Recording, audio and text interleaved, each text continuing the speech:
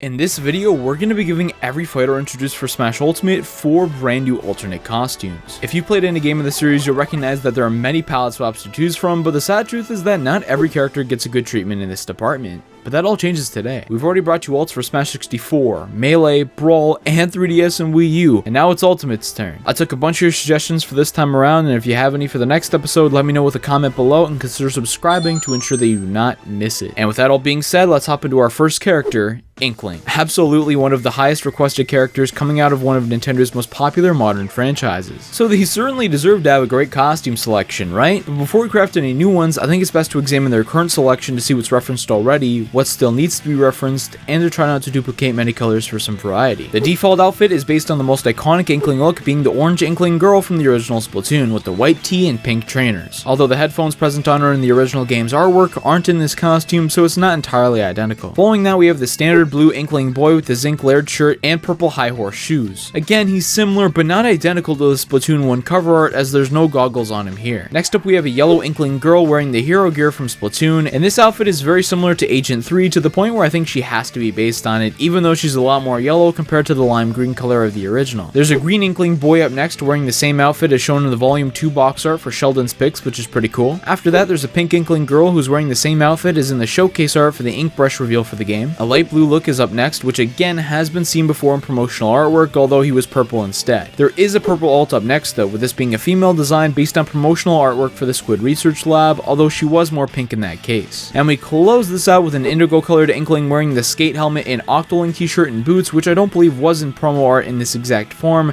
so kind of an original idea. For the new ones, I'd really like to mix in some new content from Splatoon 2 since there's a ton of material, and we're going to start out with outfits based on the playable versions of the Octolings. First up with the female one, we're going to give her the standard look but with red hair this time to not only get a new color in, but this is also a reference to the red hair of Splatoon 1's Octolings, which I think would be a cool callback. And it also gets that dreaded red ink color, which has only been present on rare occasions in the series. Following this, we'll get the male one as well, and we're going to give him the black hair, which was another option for the enemy Octolings in the original. This isn't a playable color, but black is seen with real squid, so it kind of makes sense. Next up, we're going to get a female Inkling wearing the Splatfest tee, a mind-boggling omission from their default outfits. The ink color is going to be the white beige color, as it was a Splatfest exclusive, and highly requested for one reason or another. And finally, one more male one here is going to be based on his outfit on the Splatoon 2 cover. The ink isn't going to be exactly the same color though, as that type of green is already in the game, so I'd make it the seafoam green ink color instead, since it's not really referenced yet. The black outfit with this color could also be thought of as a reference to Marina from the game too. Moving on to a pretty unexpected character at the time of her reveal, to me at least, with this being Daisy. Clone characters had always been an unofficial thing, but now that the branding was introduced for Ultimate, they just started popping out left and right, and Daisy was the first new one. But while her moveset isn't unique, did they at least give her a unique selection of alternate costumes? Let's find out. Aside from the default, her first costume is green, which resembles Peach's appearance in NES Tournament Golf. The red one that follows this is similar to Peach's look in Super Mario Bros. 2 and Mario 3. The blue and purple one after that is based on her appearance in NES Tournament Golf. The red and black one up next is based on a flamenco dress, which is pretty interesting. Next up, we have a nice looking purple one resembling her look in the short game mode from Mario Tennis. The white alt is meant to be based on Peach's white outfit, which does in turn resemble her wedding dress, although there is no real instance of Daisy getting married unlike her counterpart. There is a fair bit of shipping online though. And finally, there's a black and green one resembling a conventional maid uniform. There are certainly some unique outfits here, and while I don't love all the looks, some are good, and it's different enough from Peach for the most part, but I really want to reference her for the new costumes, as there's still a lot of material that we could draw from for Daisy. First up, we're gonna have a no-brainer pick here based on her appearance in Super Mario Land. This is her main series appearance where she serves as the damsel in distress, and it'll give her more of a yellow coloration along with a much lighter brown hair. The white on the bottom of the dress would have to come back as well, along with the red crown. Next up, I'd like a new rendered alt based on her standard appearance in many Mario spin-off titles like the sports games, for example. She seems to be seen in the sporting attire more often than not, and she does have a golf club swing in her moveset, so I feel it makes a lot of sense. Following that, we're gonna get another alternate color for her dress in a similar coloration to Rosalina's. This is not only to reference another prominent Mario character, but it also gives her the color of the inside of her flower logo, which is kind of a nice touch, along with the color of her striker's outfit, which was highly requested. It'll also change her hair to the light blonde look for a neat standout design to wrap a bunch of smaller inspirations into one. And finally, we're gonna get one more Mario Land reference in here, and it'll be a completely grayscaled alt to reference the original Game Boy Color palette. Quite a few characters have outfits like these, and for her, I believe it makes a lot of sense. Next up, we have one of the most highly requested characters for Ultimate, with this being Ridley. When he hit the big time, I was just going crazy, but should fans be raving over his alternate costumes as well? Let's see what he's got. First up, I've got to mention that his default look seems to be a combination of his appearances in Super Metroid and Other M,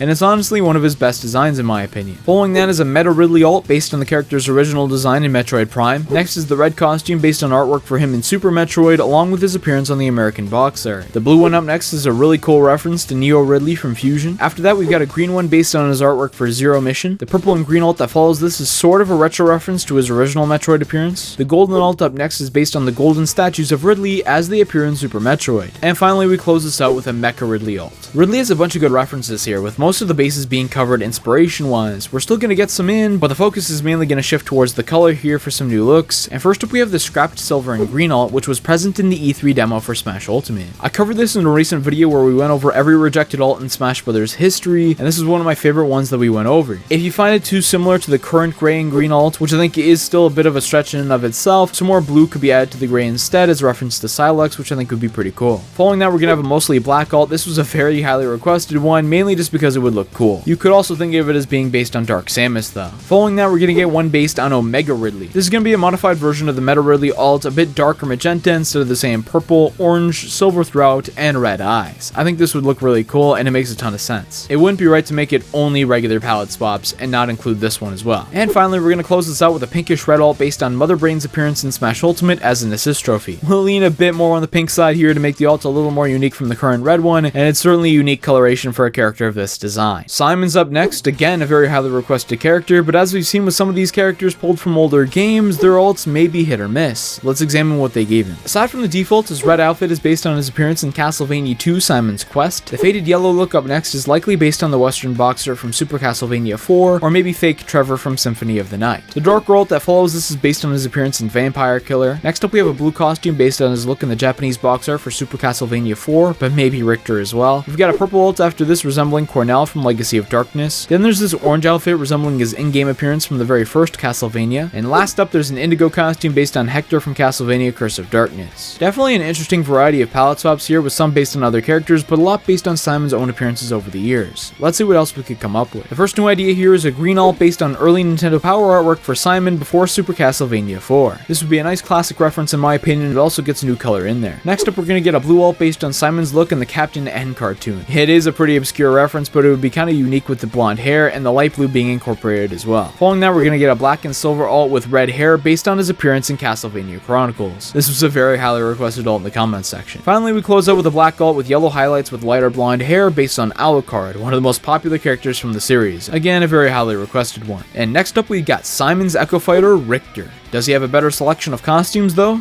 Let's find out. His red costume seems to be based on Christopher Belmont from the Adventure Rebirth. I quite like the purple alt up next, and it has a pretty cool inspiration behind it as well, based on his look from the unreleased game Castlevania the Bloodline. Following this, we got a green alt inspired by Annette, his girlfriend in Dracula X Chronicles. After that, we get a yellow outfit resembling artwork of John Morris from Bloodlines. The next blue one is similar to his default, but it's actually meant to be based on his appearance in Symphony of the Night. Following that, we get a black alt based on Alucard. Not much of a surprise here, but hey, it looks nice on the character in my opinion. Last up, we've got a white one, which is based on Leon Bellman from Lament of Innocence. For some new ideas here, the first one I would like to have is a pink one based on Maria's look in Rondo of Blood. This is not only an interesting reference in my opinion, but it's also a bold new standout color for him. Following that, we're going to get a brown alt based on Julius Belmont's jacket. There could be hints of yellow and red thrown in there as well. Some may believe in the community that the current yellow alt is based on him already, but if it is, it's certainly not well defined.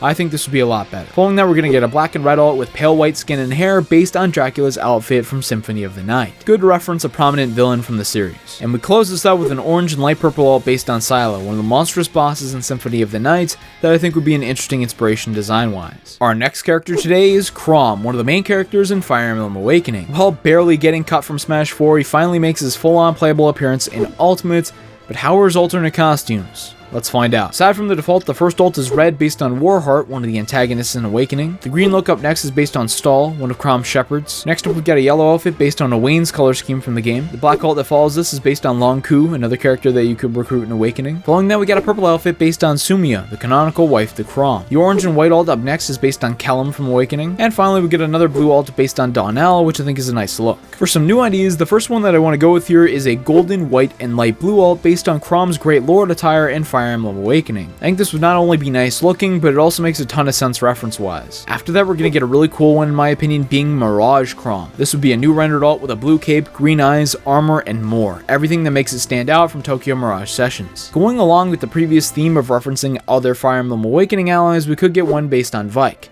which would be unique with the brown and silver outfits along with the blonde hair. And following that, we're just going to get a fun outfit here based on Roy's coloration. While I don't think it's essential for Echoes to reference their original fighters, I would like it in this case since they're from different games, and the red hair in particular on Chrom I think would be quite unique. Another Echo fighter is up next, with this being Dark Samus. Similar moveset wise, but how does she fare compared to her counterpart in the palette swaps department? Let's find out. After the default, the first one seems to be a reference to regular Samus's green outfit, which was coined as the mass-produced Samus on the original Smash 64 website. The purple alt up next is a unique reference though, being based on Gandreda from Metroid Prime 3 Corruption. Following that, we get a red outfit based on Trace and Spire from Metroid Hunters. The yellow alt after this is based on the Golden Terizo from Super Metroid. Then we have a really cool looking silver and red outfit based on the original concept art for Dark Samus from Metroid Prime 2 Echoes.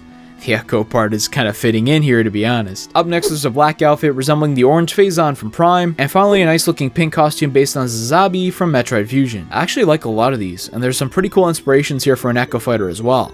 Let's try to craft some new ones that live up to those standards. Again, this is a similar situation to Chrom to start us off. I don't feel that we have to get an alt based on the original fighter, but my god, nearly every comment giving ideas was just telling me to make a Samus alt, so I'll oblige. I wanted to make the colors slightly lighter to provide more of a contrast, but it clearly makes sense inspiration-wise. I'm not complaining there. Along with that, we're going to get an alt based on SAX's true form as seen in Metroid Fusion. This is a monstrous creature that's combined with Samus's DNA, kind of similar to the cloning concept that we see with Dark Samus, so giving the purple, dark blue, and darker orange colors this time around I think would make for a cool look. I wanted to make these two different enough to justify having both, hence the color alterations made to the original Samus alt. Following that, we'll get a Ridley inspired costume with dark purple and pink highlights. While she has an alt with purple on her visor already, this one would be much different and the inspiration obviously makes sense. Finally, we get a new costume based on Psylocke, another Metroid villain with armor being a more bluish gray look with green on the visor, which would be pretty cool. Moving on to a fan favorite, and man, I feel like I've been saying that a lot, with this being King K. Rool. Part of me still finds it crazy that he actually got into Smash, considering how he hadn't been in a Donkey Kong game for such a long time, but I'm certainly not complaining. But while his inclusion certainly lived up to the hype, how did his alternate costumes fare? Let's get into it. Aside from the default, we have an orange coloration based on Canon from Donkey Kong Country 2 and possibly Recoil as well. The blue one up next is likely based on one of his alternate colors from DK King of Swing, but possibly a Claptrap instead. Following that, we get a yellow alt based on Cutlass and Copter, enemies from Donkey Kong Country 2. The pink alt up next is quite unique to say the least, and is based on Skidda from DKC3. Next up, we got a nice looking black alt resembling Boss Dum Drum from the original Donkey Kong Country. Next up, we have a brown alt based on Rock Rock. And finally, there's a white outfit based on Bleak from Donkey Kong Country 3. A lot of color variety here with some interesting inspirations, but there are some bases that we still gotta hit. Let's get into the new ones. Now, I do have to say that the majority of these costumes here are going to be new renders because there have been some big missed opportunities in this department. I want to reference some of his most iconic looks in series history, starting with Captain K. Rool, his pirate look as he appears in Donkey Kong Country 2. This would change his hat and give him a cape. I think it would look really cool. Following that, we're going to get one based on Baron K. Roolenstein, giving him a white lab coat, which is based on the appearance that he makes in Donkey Kong Country 3. And the final new render we're going to give him is based on his red boxing outfit from Donkey Kong 64. Again, I normally don't like doing a ton of new renders, but I feel we kind of have to when we're strapped in this case, as these were by far the most requested looks, and most of the main colors to turn into are sort of covered already. But I said most of for a reason, as K. Rool is also going to get a new purple coloration based on Calypso. She's an unlockable character in DK Barrel Blast who serves as the rival to Tiny Kong, and she's a Kremling, so I feel it's really fitting. Moving on to one of the icons from Animal Crossing, with this being Isabelle. There are a ton of villagers to pull from for inspirations, but how did they do in Smash Ultimate? Let's find out before we craft some new ones. Her first two outfits establish the two types that she'll continue to have for the rest of these, being her green summer outfit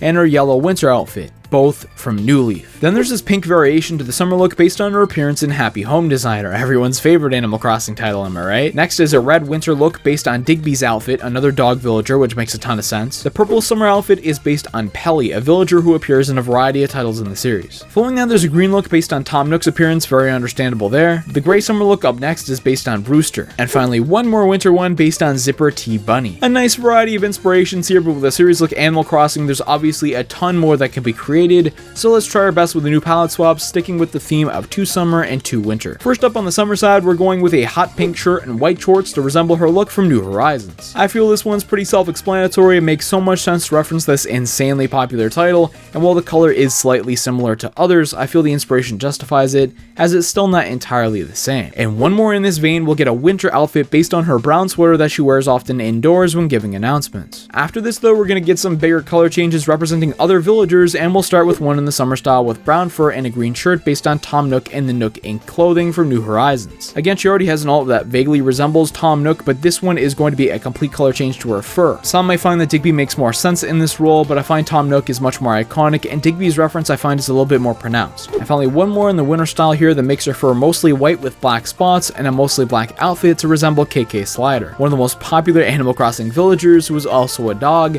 so it makes a ton of sense. Moving on to Ryu's Echo Fighter is probably one of the most unique out of all Echo Fighters, with this being Ken. But are his alternate costumes also trying to distance themselves from the original fighter? Let's find out. Ken's colors mostly come from his looks in Super Street Fighter 2 Turbo, and this is seen with the first one after the default, as Ken's gray alt is based on his medium punch color, the purple one is based on the heavy punch color from the game, white is based on light punch, green is based on light kick, yellow is based on the start button color, and blue resembles his medium pink color. But black actually doesn't go along with this theme, as it seems to be based on Ken's 5th color in Ultra Street Fighter 2, which is slightly more unique. So while there is some color variety here and the references do make sense to an extent, I'd like a bit more variety with these new ones, so let's see what we could come up with. First up, I think it would be really cool to get a new costume based on Violent Ken. This would certainly change his look up with the white hair, darker red outfit with purple accents, and of course, those memorable purple eyes. I love it when characters get costumes like this, and it makes a ton of sense for Ken. Next up, I think it would be cool to get one based on Akuma from the games. This would give him a darker blue outfit and red hair, which I think would be a nice standout alt.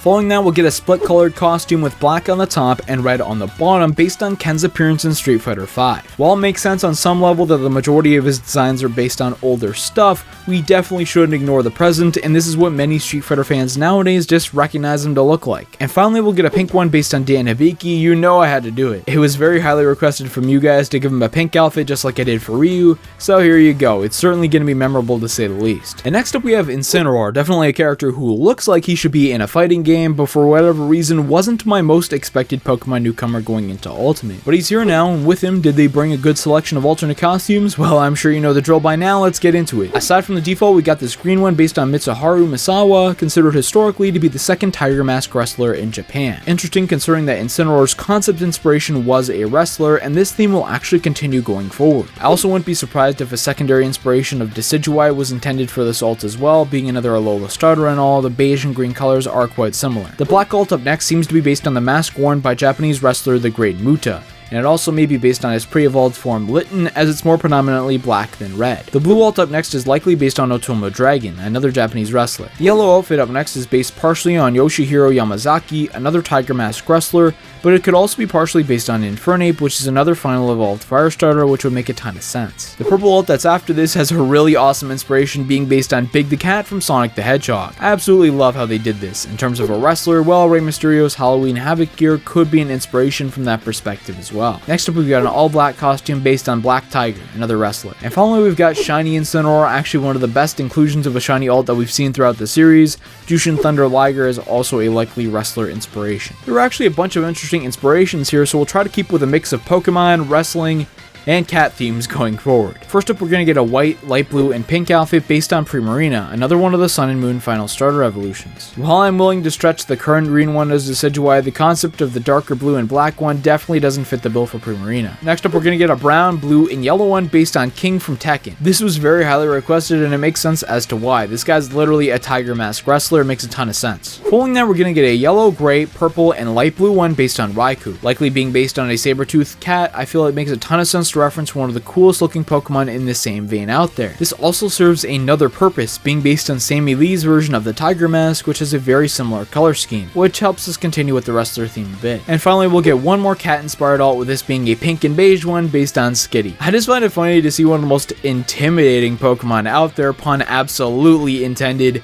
to get a look based on one of the cutest mons out there as well. In terms of the next characters, we're going to get to the DLC fighters soon, but until then, check out one of the previous episodes that's linked on screen right now, and remember to subscribe with notifications on to ensure you do not miss it when it comes out. Thanks for watching, and I'll see you next time.